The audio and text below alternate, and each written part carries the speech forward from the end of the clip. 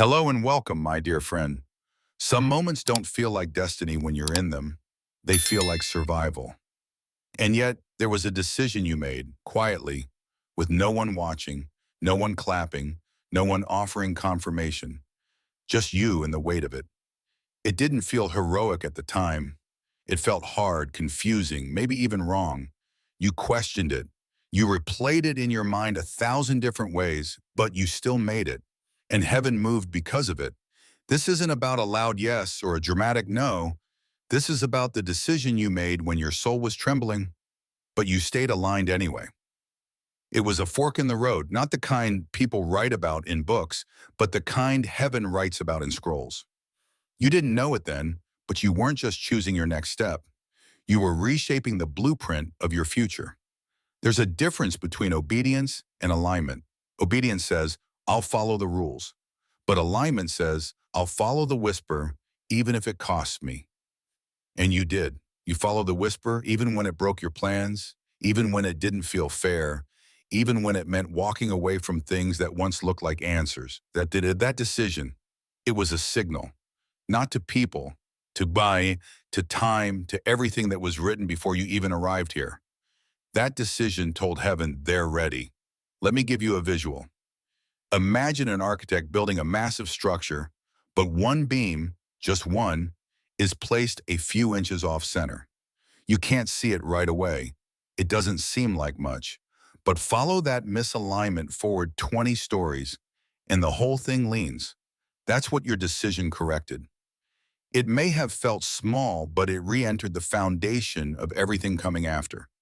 Because when you realigned, everything under your calling had to realign too. Timelines, people, opportunities, delays that were never delays, just blueprints being restructured. And here's what's wild. Most people don't even know the power of the choice you made. They'll never know the pressure you were under. They'll never know what you had to release or how much it cost you to walk away from what was comfortable. But heaven knew, and God didn't just observe it. He recorded it, not as a test result, but as a timestamp, a moment where the timeline split and your name was etched in it like a cornerstone. You want to know why the energy has felt strange lately? Why certain doors are rattling in their hinges? Why people you once felt safe with now feel foreign? Because your future is catching up to your decision. You change direction on a soul level, and your atmosphere is updating. The timeline you were heading toward before no longer exists. You're in the middle of something that looks like disruption, but is actually divine reconstruction.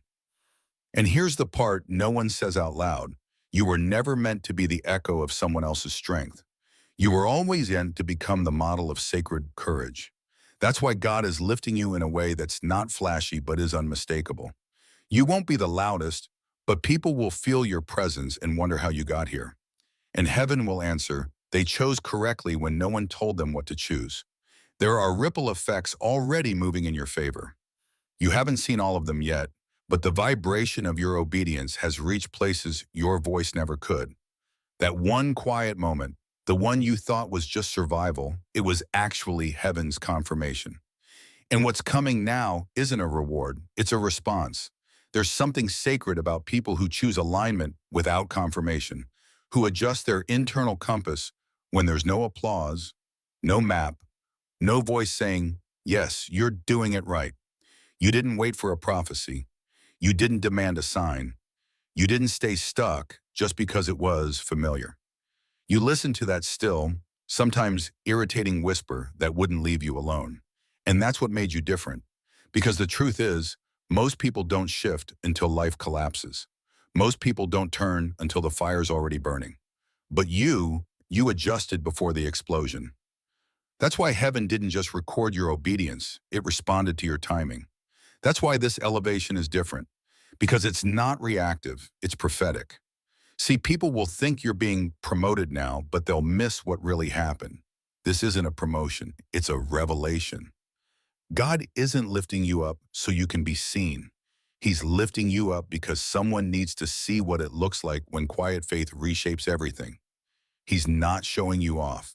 He's showing what alignment looks like. And you, my dear friend, are the role model to others, not because you were perfect, but because you were faithful when no one else knew what you were facing. Some people are going to be confused by your peace. They'll wonder how you're so calm now, how you're glowing, how you're growing, how you now walk through open doors as if they were always waiting after a lifetime of locked ones and quiet battles. But they won't understand the grief that came before the shift. They weren't there the night you said no to what almost kept you trapped. They weren't in the room when your soul trembled and you didn't flinch. That's the part they'll never get, and they're not supposed to. This journey wasn't designed to be witnessed. It was designed to be confirmed in the spirit first. And now that confirmation is bleeding into your atmosphere, not in loud explosions, but in subtle, irreversible changes. The calls are coming back. The rooms are adjusting to your presence. Your name is circling the right people. The favor that was paused is being reinstated. Not because you pushed, but because you paused and listened. That's the kind of maturity heaven can trust. Let's be clear about something. This next chapter is going to look nothing like the one before it. You're not going back to rebuild what broke. You're not returning to old doors asking for another chance. Why? Because this isn't restoration. It's redirection. And in this redirection, God's not trying to fix what you lost. He's revealing why you had to lose it. He's not asking you to relive the pain. He's asking you to represent what's possible when someone chooses truth over comfort. That's what a role model does. They live what others only talk about. You've become the example, not because you chase status, but because you walked with integrity when it would have been easier to stay silent, small, or cynical. And now, without begging or explaining, your life is becoming the evidence. Evidence that God sees in secret, that heaven keeps score differently, that timelines can bend around obedience. Because you kept believing, you kept trusting, despite all the doubts and noise. There's a younger version of you still healing from what never made sense. And now you're becoming the very answer to that confusion. The timeline you're stepping into isn't the reward for enduring. It's the embodiment of who you've become because of what you chose. There was no crowd cheering you on. No one clapping when you closed that chapter.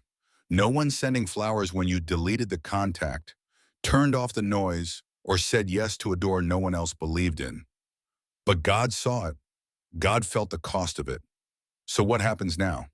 You continue walking, not like someone who's trying to prove their worth, but like someone who finally knows it. You keep your posture.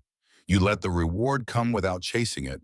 You let the confirmation land without forcing it. You let God finish what obedience already set in motion.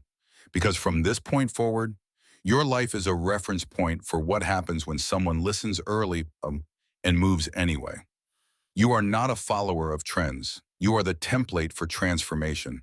That decision you made alone, it wasn't just right, it was revolutionary. And now, the new timeline, it begins. Thank you so much for taking this journey with me. If you found value in this message, please like the video and share it with others who might benefit. Don't forget to subscribe and continue your amazing journey by watching one of the videos showing on your screen that resonates with you the most. See you there. Ask ChatGPT.